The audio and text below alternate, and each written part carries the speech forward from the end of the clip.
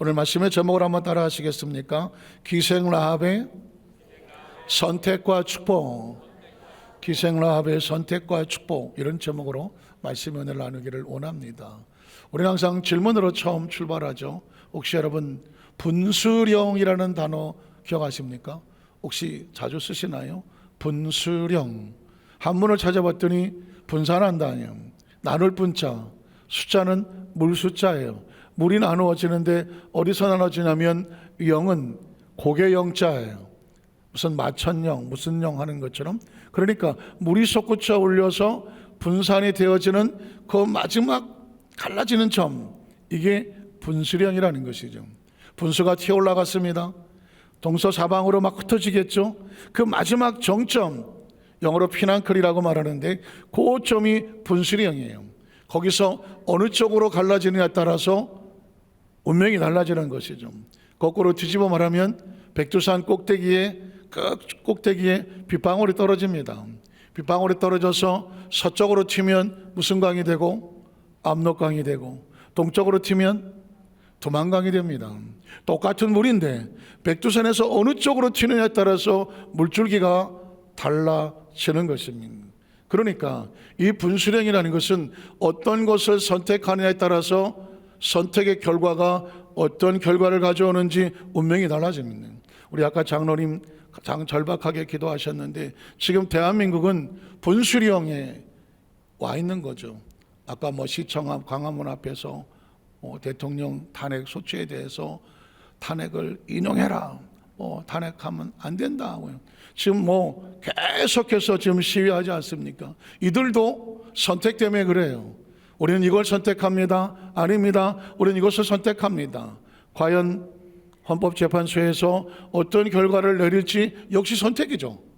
물론 법에 의한 선택이겠지만 그 선택에 따라서 대한민국이 어떤 미래가 펼쳐질지는 엄청난 소용돌이가 또 기다릴 수밖에 없어요. 그래서 크리스찬들이 기도하는 것은 다른 게 아닙니다. 우리는 정치를 말하지 않죠. 여러분의 마음속에 이 나라 민족이 정말 어떻게 가야 될까, 여러분의 마음에 소원을 담아서 구하는 것이 기도라고 말하는 것이죠. 그래서 기도는 선택이에요. 어떤 마음을 가지고 모으느냐, 이게 선택이거든요. 여러분, 그러면서 여러분의 마음속에 정말 이 나라 민족이 어떻게 잘 가야 될지를 마음의 소원을 담아서 하나님 앞에 구하십시오. 그게 기도이어야 돼요. 그래야 하나님께서 이 나라 민족을 그 마음이 모아진 곳에 의해서 움직여지는 거예요. 대한민국은 자유 대한민국이고, 대한민국의 주권은 어디에 있고 국민에게 있고, 어쨌든 이 나라 민족은 잘 돼야 되잖아요. 그런 차원에서 저희는 정치 좌우를 말하는 것이 아니라 정말 이 나라 민족은 하나님을 잘 선택해서 하나님 주신 복 있는 나라가 되어지기를 주의 이름으로 축복합니다. 전 끊임없이 여러분에게 말합니다. 인생이란 B와 D 사이의 C다. B는 birth, 탄생, D는 death, 죽음. 그러니까 인생은 태어나서 죽는 가운데 C의 인생을 사는데, C는 뭘까? 초이스예요. 벌써 태어나는 것은 우리의 선택이 아니에요. 우리가 선택할 수 없었어요. death, 죽음도 우리가 선택할 수 없어요. 인명은 제천이다, 하늘에 달려있다, 우리가 선택하지 못한다는 것입니다. 그런데 이 B와 D 사이에 우리가 살아 숨쉬는 동안에 우리는 매 순간 초이스를 해야 돼요. 선택을 해야 돼요. 매 순간의 선택이 우리를 만드는 거예요. 기억하십시오. 현재 우리의 모습은, 나의 모습은 우연히 뚝 떨어진 게 아닙니다. 어느 날 이렇게 된 게 아니에요. 과거에 내가 끊임없이 선택했던 것이 현재의 나를 만들어 놓은 것입니다. 기억하세요. 그러므로 지금 나의 모습은 나의 선택이고 나의 책임이에요. 그러면 미래는 어떨까요? 우리 미래는 운명과 재수와 팔자에 맡길까요? 아닙니다. 우리 미래는 바꿀 수 있습니다. 바꿔질 수가 있죠. 왜? 지금 우리의 선택이 미래를 만들기 때문입니다. 한번 따라 하실까요? 선택이 미래를 만든다.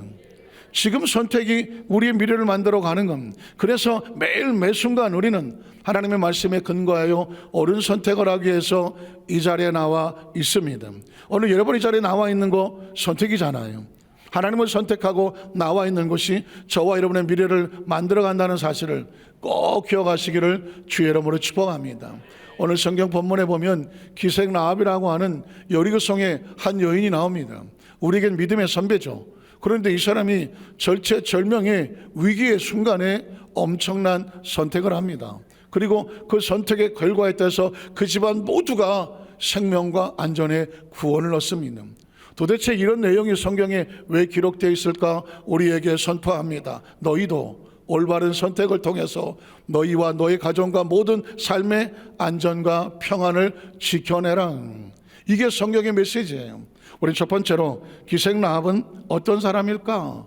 그 사람은 어떤 사람일까요? 자, 여리고성에 사는 기생이라고 나오고 있습니다. 여호수아 2장 1절에 보니까 눈의 아들 여호수아가 시딤에서 두 사람을 정탐꾼으로 보내며 이르되, 자, 가서 그 땅과 여리고를 정탐하라 엿보라 하매 그들이 가서 라합이라는 기생의 집에 들어가서 거기서 유숙하더라.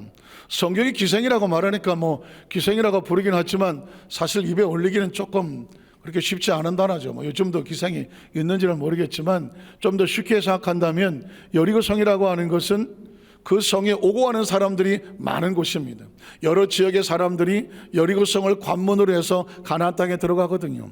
많은 사람이 오고 가다 보니까 주막이라는 곳이, 우리 옛날식으로 표현하면 주막이 있겠죠. 뭐 여인숙 같은 곳이 있는 것입니다. 술도 팔고 음식도 팔고 사람들이 묵기도 하는 그 주막의 주모와 같은 역할이 라합이죠. 그래, 기생이라고 표현을 한 것입니다. 어쨌든 사회 계층으로 볼 때도 좀 그렇게 넉넉하지 못하고 하류 계층이고 어디 가서 인정받기도 어렵고 오죽하면 그 주모를 주막집을 하겠습니까? 어쨌든 그런 기생 라합이 그 집에 정탐꾼이 2명 들어왔다는 것입니다. 자, 두 정탐꾼을 들어왔는데 기생 라합이 그들을 숨겨주는 선택을 합니다. 2절을 보면 어떤 사람이 여리고 왕에게 말하 이르되, 자, 보소서 이 밤에 이스라엘 자손 중에 몇 사람이 이 땅을 정탐하러 이리로 들어왔습니다. 여리고성에 있는 왕에게 저 이스라엘의 정탐꾼이 들어왔다고 보고를 하는 것입니다. 그러니까 누군가 이 정탐꾼을 보았죠. 신고를 했습니다. 자, 그랬더니 그 다음 절에 보면 여리고 왕이 기생 라합의 그 주막에 그 집에 정탐꾼이 있다는 사실을 안 거예요. 그래서 군사들을 보내어 이렇게 말합니다. 내게로 와서 내 집에 들어간 그 사람들을 끌어내라. 그들은 이 온 땅을 정탐하러 왔느니라. 제가 이런 상상을 해봤습니다. 만에 하나 우리나라의 정보원이 북한에 파송이 돼서 몰래 정찰을 하다가 밤이 늦어서 어떤 주막집 같은 곳에 숨어 들어갔습니다. 자, 그런데 그만 북한 보위국에 걸려들고 말았습니다. 그들이 발견됐습니다. 그래서 보위국 사람들이 와서 그 라합의 집, 북한 여성의 집에 와서, 야, 여기 저 남반부에서 뭐 정보원이 왔다는데 내라 하고 찾으러 온 거나 마찬가지입니다. 자, 그러면 이 북한의 이 주모의 입장에서는 어떻게 해야 되겠어요? 어떤 선택을 해야 되겠어요? 그저 김일성 저저거른의 저지에 따라서 어떻게 해야 돼? 신고해야지.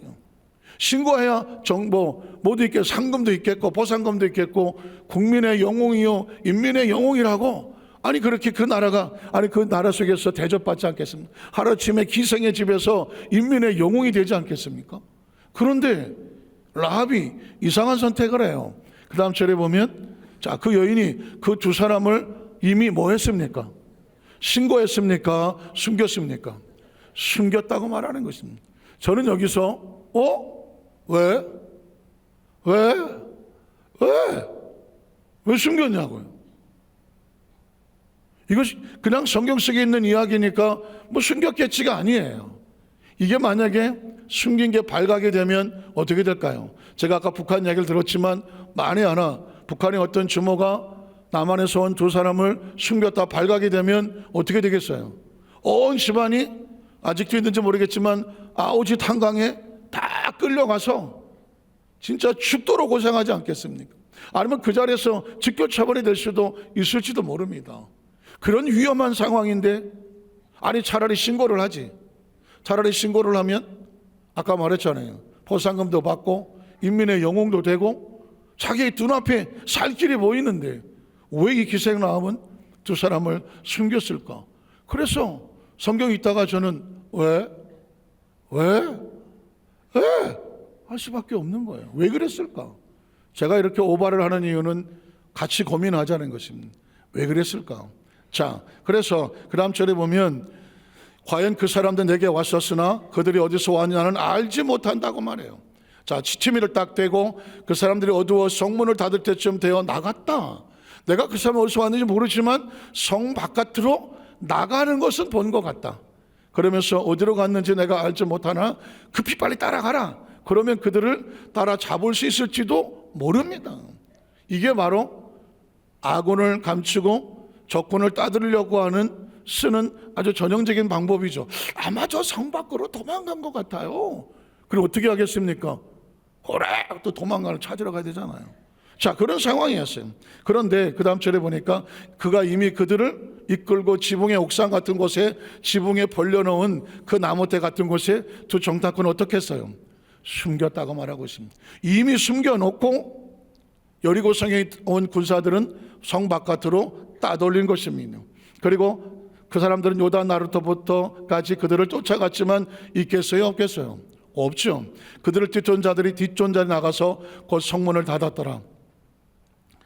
저는 맨날 이 건조함과 싸우는 물 한 잔 먹고 할게요.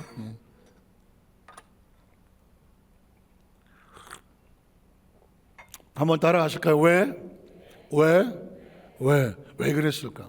이게 정확하게 우리 속에 인식이 돼야 아하, 우리는 앞으로 어떻게 해야 되겠구나 라고 하는 것을 깨닫게 되었습니다. 자, 그러면 자꾸 왜 거리지 말고 두 번째로 왜 그랬을지 한번 찾아보겠습니다. 기생 라합을 선택하게 한 것은 무엇일까? 자, 2장 8절에 보면 라합이 이런 고백을 합니다. 그들이 눕기 전에 라합이 지붕에 올라가서 그들에게 이르러 말하되, 여기서 우리는 한 가지 스톱할 필요가 있어요. 하나님을 향해서 말하는 것은 신앙 고백입니다. 한번 따라 하시고, 하나님을 향해서 고백하는 것은, 행동하는 것은, 선택하는 것은 신앙 고백이든 사도신경만 신앙 고백이 아니에요. 지금 제가 아침에 출근할 때 보니까 영하 10도 9도를 찍더라고요. 그 추위를 무릅쓰고 오늘 이 성전에 달려 나올 때 여러분은 나는 하나님 앞에 예배하는 예배자입니다 라는 신앙 고백과 같아요. 그저 이 자리에 나와 앉아있는 자체가 하나님을 향하여 선포하고 고백하는 거예요. 하나님, 저는 예배자입니다. 이 날을 하나님의 날로 여깁니다. 하나님은 나의 예배의 주인이십니다. 나는 예배합니다. 찬양합니다. 경배합니다. 여러분 앉아있지만 누가 봐도 하나님을 향하여 신앙 고백하고 있는 거예요. 말씀을 듣는 이유가 뭘까요? 하나님 말씀하여 주시옵소서. 세상에 수많은 정보가 있고 수많은 이야기가 있지만 하나님 말씀만 절대 진리로 믿습니다. 말씀을 마음판에 새기고 그 말씀대로 살기를 소원합니다. 말씀하여 주시옵소서. 지금 여러분은 그 말을 하고 있는 거예요. 오늘 우리 청가대가 가운을 깜빡여서 찬양하고 있습니다. 아마 우리보다 일찍 와서 앉아 있었겠죠. 그리고 찬양하고 준비했겠죠. 찬양 가운을 입고 앉은 이유가 뭘까? 나는 예배자요 그리고 동시에 봉사자입니다. 이게 신앙 고백이에요. 크리스천은요, 가만히 있어도 신앙을 고백하는 겁니다. 그의 모습을 통해서, 그의 시간을 통해서, 공간을 통해서, 그의 생각을 통해서, 그리고 그의 입술의 고백을 통해서, 그가 말하는 것을 통해서, 아, 이 사람은 하나님의 사람이구나, 하나님을 경외하는 사람이구나, 말씀을 기대하는 사람이구나, 말씀 붙잡고 사는 기도하는 사람이다. 라합이 말하되 라고 말하는 하나 속에서 이 사람이 만약 여리고성의 말을 한다면 세상 사람이에요. 그런데 하나님의 말을 한다면 신앙의 고백이에요. 자, 뭐라고 신앙 고백할까요? 이 땅을 너에게 주신 줄을 누가 알아요? 라합이 안 돼요. 라합은 이스라엘 사람 아니에요. 약속의 사람 아니에요. 여리고성 사람이에요. 가나안 족속이에요. 하나님을 믿는 사람도 아니에요. 그런데 이렇게 말합니다. 나는 이 땅을 너희가 믿는 하나님께서 너희에게 주신 줄을 내가 안다는 거예요. 그리고 그 다음 절에 보면 우리가 심히 너희를 두려워하고, 왜 두려워할까요? 너희를 두려워하는 이유는 너희 뒤에 누가 있어요? 하나님이 있어요. 확실합니까? 예수님을 구주로 믿으시면 아멘 하시기 바랍니다. 저와 여러분의 배후에 누가 있어요? 확신합니까? 확신합니까? 굉장히 중요한 크리스천의 인식은 뭐냐면 우리끼리 움직이는 것 같지만 우리의 배후에 하나님이 있음을 누가 할까요? 귀신이 귀신처럼 한다고. 크리스천들이 움직이는 걸 누가 지켜보고 있을까요? 귀신이 지켜보고 있죠. 그가 하면서 저 사람은 어떤 사람이다? 하나님의 사람이야. 함부로 건드리면 안 되는 사람이. 오늘 여리고성 사람 기생 라합이 이스라엘 사람의 두 정탐꾼을 보고 정탐꾼으로 보지 않았어요. 하나님이 배후에 있는 사람, 하나님이 지키시는 사람, 하나님이 보호하시는 사람. 그래서 어떻게 우리가 너희를 심히 뭐하고? 두려워하고. 사람이 두려워요? 하나님이 두려워요? 하나님이 두렵죠. 이 땅 주민들이 다 너희 앞에서 간담이 녹았어. 간이 녹고 쓸개가 녹았어. 무슨 소리예요? 온몸에 힘이 빠지고 힘을 잃었어. 왜? 사람을 보고 두려워하는 게 아니에요. 저들과 함께하고 있는 하나님이란 존재가 인식이 되니까 그 하나님 앞에서 간담이 녹았다고 고백하는 겁니다. 또 계속 역사합니다. 10절에 보니까 이렇게 말합니다. 이는 너희가 애굽에서 나올 때에 야훼께서 너희 앞에서 홍해물을 마르게 하셨어. 이럴 수가 있어. 하나님이 저 백성 앞에서 애굽의 바로의 군대가 쳐들어올 때 하나님이란 분이 홍해수를 가르고 이스라엘 백성을 건져내고 바로와 애굽의 군대를 그곳에 수모를 시켰어. 이 이야기를 들으니까 이 기생 라합과 여리고성 사람들은 하나님이 두려워서 달달달달 떨 수밖에 없었고, 요단 저편에 그리고 또 아모리 사람의 두 왕 시온과 옥에게 행한 일, 이 요단 저편에 두 왕이 있어요. 시온과 옥이라는 왕이 있었는데 이스라엘 민족에 의해서 전멸을 당했거든. 그 전멸당했다는 소식을 들었어. 그래서 어떻게 됐어? 우리가 그 소리 듣자마자 큰일 났다. 우리 마음이 또 녹았어. 옛날 성경에 보면 물같이 녹았거든요. 얼음덩이같이 딱딱했던 것이 물같이 녹아내려서 흐물흐물 형체가 없어지고 너희로 말미암아 정신을 잃었어. 사람이 너무 무섭고 떨려서 정신을 잃었어. 너희 하나님 야훼는 위로는 하늘에서도 하나님이고 아래에서는 땅에서도 하나님이야. 이게 기생 라합이 고백하는 하나님이었던 거예요. 여러분 보십시오. 이거 기가 막히지 않습니까?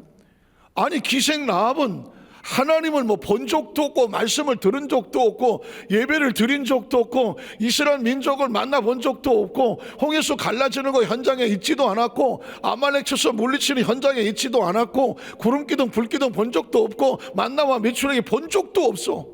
그런데 그 소식만 들었어도 그는 하나님이 믿어졌어.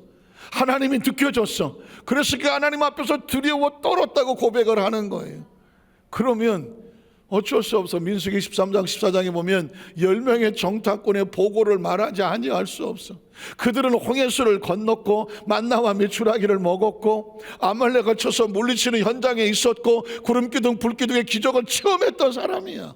그런데 그들이 그 10명의 정탐꾼이 가나안 땅을 정탐하고 와서 뭐라고 말해요? 아이고 큰일 났다.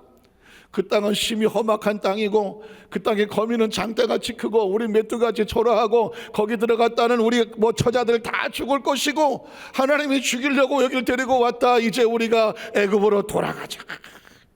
이게 어떻게 된 거예요? 하나님이 안고 품고 왔던 10명의 정탐꾼들은 그 땅을 보고 이젠 죽었다고 돌아가자고 말하고, 이미 하나님을 본 적도 없고 경험한 적이 없는 사람들이 하나님에 대한 정보만 듣고 소문만 듣고 여리고성 사람들은 하나님 때문에 이제 우린 다 죽었다 하고 앉아있어. 야, 누가 믿음 있는 사람이에요? 혹시 아십니까? 미국의 어느 지역에 그 교회가 하나 있었습니다. 성도들이 열심히 해요. 그래서 막 금요철에 예배 이럴 때 창문 열어놓고 찬양하고 막 여름에 덥고 하니까 하고 싶은데 못해. 왜냐하면 건너길 건너편에 나이트클럽이 하나, 캬바레가 하나 있는데 여기가 밤마다 얼마나 시끄럽게 두드러대고 막 춤을 추고 난리를 치는지 이 음향과 앰프 소리가 그게 더 커. 그래서 이 창문을 열어놓을 수가 없어. 막 너무 시끄러워서 예배가 안 돼. 막 우리 한국식으로 말하면 열심히 막 찬송하고 변찮는 하는데 저 옆에서 네 박자 뭐 이러고 앉아 있는 거나 마찬가지야. 그래서 성도들이 목사님, 저희 카바레 때 나이트클럽 때문에 우리가 예배를 못 드린다고. 그래서 어떻게 기도하자고. 무슨 기도를 하냐 했더니 저는 나이트클럽 카바레 저거 불타서 없어지라고 막 그렇게 기도해달라는 거예요. 목사님, 아무리 목사님은 우리가 그렇게까지 하면 안 되죠. 그랬더니 목사님 몰라서 그래요. 예배를 드릴 수가 없어요. 그게 목사님이 그래서 그러면 우리 한번 기도합시다. 하나님, 저 앞에 있는 저 나이트클럽 캐바레 때문에 지금 우리가 예배를 못 드립니다. 저 나이트클럽이 그냥 불이 나서 싹 없어지게 하셔갖고 그냥 예배 드리는데 지장이 없게 하여 주시옵소서 하는 성도, 그것도 주여 그러시네. 나 믿음이 좋아요. 우리 성도님이 거기서 아멘 했어요. 문제는 뭐냐면 얼마 안 있어서 그 나이트클럽이 불이 났어. 진짜 불이 났고 홀라당 타버렸어. 큰일 났어. 그런데 마침 그 나이트클럽의 종업원이 그게 성도들이 모여서 이제 저 나이트클럽 불 날 거야, 목사님하고 우리 성도들이 얼마나 기도했는데 그런 얘기를 들었어. 그래갖고 그 종업원이 사장님을 찾아가서 사장님, 나이트클럽이 불난 이유가 있어요. 뭔데? 그랬더니 아니 저 앞에 있는 교회 목사님하고 성도님들이요 우리 나이트클럽 시끄럽다고 불나게 해달라고 기도했대요. 그래. 뭐라고? 그래갖고는 이 나이트클럽 사장이 고소를 했어. 재판관에게 그 화재의 모든 원인이 저 교회 목사님하고 성도들에게 있으니까 손해배상을 해주시오. 그래서 그 재판장 앞에 나이트클럽 사장하고 목사님하고 둘이 앉았어. 원고는 뭘 주장합니까? 그랬더니 아니 저희 나이트클럽이 얼마 전에 불이 나서 다 탔는데 알고 봤더니 저 앞에 있는 목사님하고 성도님이 우리 나이트클럽 불나게 해달라고 기도했다는 겁니다. 그래서 불이 났으니 저 교회에서 손해배상 해주십시오. 그랬더니 목사님이 저 재판장이 목사님에게 목사님 어떻게 생각하십니까? 했더니 그럴 리가 없습니다. 아니 재판장님 생각해 보십시오. 우리가 뭐 성도들하고 저 앞에 나이트클럽 불나게 해달 기도한다고 해서 설마 불이 나겠습니까? 에이, 말도 안 되는 소리입니다. 재판장이 어느 편을 들어야 될지 모르겠는 거예요. 나이트클럽 사장은 교회에서 목사님하고 성도님이 기도해서 불났다고 그러고, 목사님하고 성도님은 그럴 리가 있냐고, 무슨 우리가 기도한다고 불이 나겠냐고, 아니라고. 재판장이 가나 고민 생각하다가 나는 법의 원칙에 따라서 판단을 하지 기도의 응답이 되느냐 이건 내가 판단할 능력은 없다. 그래서 보안이 내가 재판할 수는 없는 상황인데 한 가지는 확실하다. 나이트클럽 사장은 믿음이 좋고 말씀대로 믿고 기도의 능력을 믿으니까 믿음이 좋고, 이 목사님과 이 성도님들은 보니까 기도해 놓고 그럴 리가 있냐고 안 믿는 걸 보니까 믿음이 없다. 판결 끝이라는 것입니다. 물론 아주 옛날 조크고 그냥 그렇겠지 하고 지나갈 수 있지만 어쩌면 지금 이 시대에 저와 여러분을 향해서 당신은 어떻게 믿습니까? 라고 도전할 수 있는 것입니다. 한 번도 하나님을 경험하고 만나고 예배도 들어본 적이 없는 사람이 하나님이 그렇게 말씀했다고 하니까 그 말씀을 말씀대로 믿어. 저 교회에서 기도하고 우리 나이트클럽이 불이 났구나. 하나님을 두려워하고 하나님을 인정을 해. 근데 목사님과 성도님들은 설마 우리가 기도한다고 저 나이트클럽에 불 났겠어? 기도를 인정하지 않아. 여러분 어떻게 생각하십니까? 크리스천들 삶의 현장 가운데 혹시라도 오늘도 우리는 기도해요. 오늘도 말씀을 듣습니다. 오늘도 예배합니다. 그러면서 그냥 돌아가 오늘 예배 잘 드렸다. 여러분과 제가 기도의 내용이 하나님이 듣고 역사하실 것을 믿으십니까? 믿으십니까? 놀라운 기적 역사가 앞에 나타날 때 설마 기도했다고 해서 그런 일이 벌어졌겠어? 혹시 그렇게 생각하지는 않습니까? 오늘 기생라합은 우리에게 도전합니다.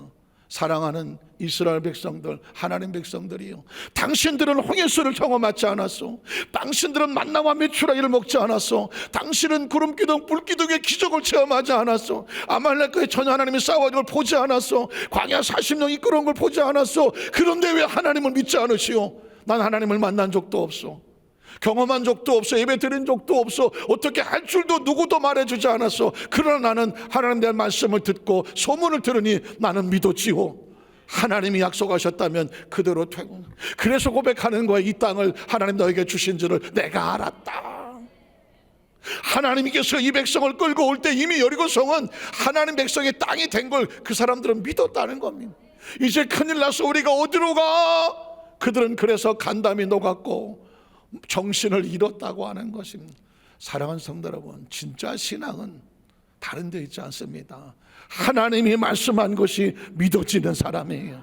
하나님의 인적이 되는 사람이고요. 그래서 하나님의 능력에 대해서 기대가 되는 사람이고요. 하나님이 두려운 사람이고요. 하나님의 인식이 되는 사람이고요.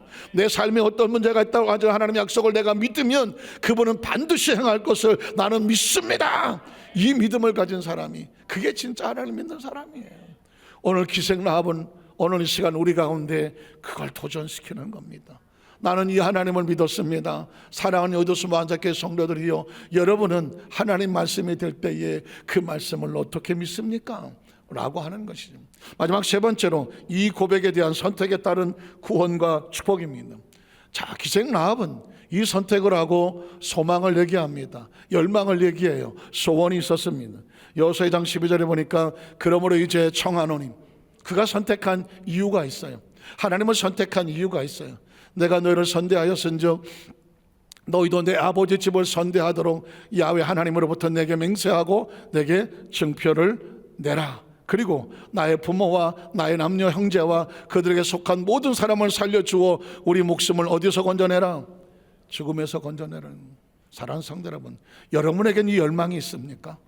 내가 이 세상의 삶을 살면서 그냥 이런 데 흥청망청 세상적으로 살지 아니하고 정말 하나님의 뜻대로, 말씀대로 깨끗하고 거룩하고 하나님 인정하시는 복 있는 삶을 살기를 소원합니다. 여러분 인생에 대한 열망이 있으십니까? 내 아내가, 내 남편이, 내 자식이, 내 자손들이, 우리 부모가 정말 하나님께 구원을 받아서 뭐 한 사람도 실족하지 아니하고 이 구원의 은총을 받기를 소원합니다. 이 열망이 있으십니까? 정말 이 열망이 있으십니까? 그 열망의 소원이 있기 때문에 여리고성을 선택하지 아니하고 누굴 선택하는 겁니까? 하나님을 선택하는 겁니다. 기생 라합의 선택은요, 일생일대의 생명을 거는 선택입니다. 예수님을 그주로 믿으시면 아멘 하시기 바랍니다. 예수를 믿고 구원받는다는 건요, 종교가 아니라고 말해요. 여러분, 종교 아니에요. 교리도 아니고 교육도 아니고 강의도 아니고 세미나도 아니에요. 신앙생활이 아니에요. 일생일대의 우리의 운명에 선택을 하는 거라고요. 우리가 예수를 믿고 선택하는 것은요, 나 혼자만의 선택이 아니라 내가 예수를 믿으로 말미암아 주 예수를 믿어라, 그러면 너와 내 집이 구원을 얻을 것이다. 우리 가정에 우리 하나님께서 복을 주셔서 나로 인하여 내 남편과 내 아내와 내 자식과 내 자손들이 하나님의 구원의 운척이 우리 가정에 충만하게 흘러내려가게 하여 주시옵소서.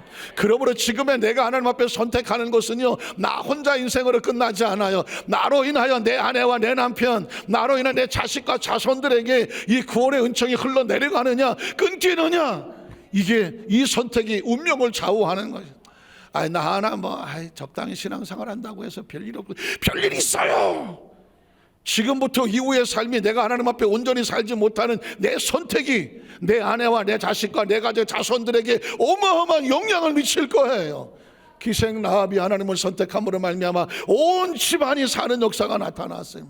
기생 라합이 하나님 앞에 올바로 선택하지 않았다면 그가 선택하지 않으면 그 나머지 가정의 모든 집안들은 다 같이 멸망했을 거예요. 순간의 선택 하나가 얼마나 중요한지 아시겠죠? 오늘 저와 여러분 인생을 삶을 살아갈 때 내가 어떻게 살아야 될까? 한 걸음 한 걸음 발걸음 놓고 선택하는 건 나 혼자의 운명이 걸려있지 않아요.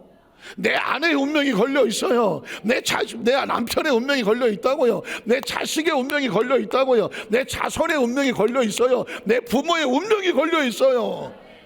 인생 그렇게 만만하지 않아요. 신앙생활 그렇게 만만하지 않아요. 우리의 순간의 선택 하나하나가 온 집안이 구원을 얻던가 아니면 온 집안이 무너지거나 운명이 걸려있어요. 그래서 기생 라합은 일생일대에 필사적으로 일사각오로 선택을 한 거예요. 건져내 달라고 외치고 있는 거예요. 결과가 어떻게 됩니까? 그 다음 절에 보면 14절, 그 사람들이 그에게 이르되 내가 우리의 이 일을 누설하지 아니하면 우리 목숨으로 너희를 대신할 것이다. 목숨을 걸고 보장하겠다. 야훼께서 우리에게 이 땅을 주실 때 인자고 친서 너를 대우하겠다. 보호하고 건져내고 살리겠다. 그 사람들에게 이르되 내가 우리에게 서약한 이 맹세에 대하여 우리가 허물이 없게 하리니 분명히 약속을 지키면 지킬 것이니 우리가 이 땅에 들어올 때에 우리를 달아내린 창문에 이 무엇을 내고 붉은 줄을 내려. 이 집은 하나님을 선택한 집이다. 하나님을 믿는 집이다. 하나님의 정탐꾼들을 보호한 집이다. 보호 약속이 있는 집이다. 그래서 이 붉은 줄을 예수님의 십자가의 보혈이라고 상징하는 거예요. 십자가는 다른 의미로 있지 않아요. 이 집은 하나님이 선택한 집이다. 하나님을 믿는 집이다. 하나님 구원의 약속이 있는 집이다. 천국의 약속이 있는 집이다. 이게 사인이에요. 예수님을 구주로 믿으시면 아멘 하시기 바랍니다. 왜 예수를 믿느냐고, 구주로 믿냐고 자꾸 시인하게 할까, 고백하게 할까? 이 붉은 줄의 약속을 기억하라는 거예요. 이 붉은 줄이 기생라합의 집의 구원의 표시이기 때문입니다. 이 붉은 줄을 메고 내 부모와 형제와 내 아버지의 가족을 다 내 집에 모아라. 그러면 누구든지 내 집 문을 나가서 거리로 나가면 이 붉은 줄인 약속을 벗어나서 다른 길을 선택을 하면 그의 피가 그의 머리로 책임지고 돌아갈 것이고 우린 허물이 없을 것이다. 그러나 누구든지 너와 함께 있는 집에 있는 자, 다시 말해서 붉은 집에 표시가 있는 집에 같이 있다고 하면 그의 피는 우리가 지키고 보호할 것이다. 만에 안 지키면 그 대가는 우리가 치를 것이다. 이게 말씀입니다. 기생라합의 집에 붉은 줄은 선택을 상징해요. 그 집에 들어온 자는 누구든지 산다. 다시 묻습니다. 예수님을 구주로 믿으시면 아멘 하시기 바랍니다. 예수를 믿는 자에게는 붉은 줄과 같다. 예수의 피의 집에 들어올 것과 같다. 누구든지 구원을 얻으리로다. 하나님께서 한 사람도 빠짐없이 건져내시겠다는 선택이에요. 오늘 성경은 우리에게 도전합니다. 기생라합은 온 가족의 생명을 위해서 선택을 했다. 그 선택할 수 있는 것은 뭘까? 하나님의 약속을 믿는 거예요. 오늘 저와 여러분에게도 이 땅을 살아가다 보면 우리가 기생라합이 돼서 나와 대가족과 내 삶을 어떻게 내가 살리나, 내가 선택해야 될 때가 와요. 그 선택하게 될 때 내가 어떻게 이걸 지켜낼까? 기준이 뭘까? 제가 최근에 세상에 이런 일이, 혹시 TV에 보면 가끔 그런 일이 나오죠. 세상에 정말 이런 일이 있을까? 그런데 어느 곳에 보니까 어떤 사람이 의뢰를 했어요. 방송국에 의뢰를 했는데 왜 그러냐면 어느 날부터인가 자기 집 담벼락에다가 누가 이렇게 변을 갖다 묻혀. 변이라고 제가 이렇게 좀 그냥 원색적으로 누가 똥을 갖다가 칠해놔. 똥을 칠해놔. 아침에 일어나서 보면 이 담벼락에 똥이 칠해져 있으니까 얼마나 화가 나겠어요. 그래서 이 사람이 새벽이나 아침에 이렇게 지켜봤어. 누가 가서 칠하나? 아무도 칠하지 않아. 이게 새똥인가? 아마도 없어. 그래서 방송국에 의뢰를 했어. 이거 도무지 범인을 찾을 수 없으니까 좀 찾아주세요. 그래서 방송국에서 출동을 해갖고 CCTV를 다 걸었어. 그래서 누가 가다가 칠하나 보려고. 그런데 아무도 칠하는 사람이 없어. 이게 왜 그럴까? 그래서 CCTV를 여기저기다가 다 보강해서 해놨어. 그러다 한 군데 걸렸어. 누군가 뭐가 휙 날라와서 그 집에 담벼락에 초코덕 붙어. 보니까 건너편에 또 양옥집 같은 건데 거기서 뭐가 시커먼 게 날라와서 이 집 벽에 붙는 거예요. 그리고 CCTV에 보니까 웬 여성으로 추정되는 분이 살짝 보였다 들어가. 건너편에서 한 어떤 여성이 변을 던지는 거예요. 그래서 이게 왜 그렇지? 그래서 이 CCTV를 가지고 사장님에게 물었어요. 저 건너편에 누가 삽니까? 그랬더니 노 부부가 사시는데요. 그분들이 어떤 분입니까? 그랬더니 깨끗하고 동네에서 칭찬받으시는 그런 오래 사신 분이에요. 근데 사장님, 이 똥이 어디서 날라왔나 했더니 저 집에서 날라와요. 에? 저 집에 노부부만 사는데요? 근데 어떤 여성으로 추정돼요, CCTV에. 그랬더니 글쎄, 그럴 리가 없는데. 이제 방송국에서 그 앞집의 문을 두들렸어요. 두들렸더니 할아버지가 나와요. 그래서 어떻게 오셨습니까? 할아버지, 저희 방송국에서 나왔는데요, 이 앞집에 담벼락에 자꾸 그냥 똥칠을 누가 자꾸 해요. 그래서 CCTV를 다 했더니 이 집에서 어떤 여성분이 던져요.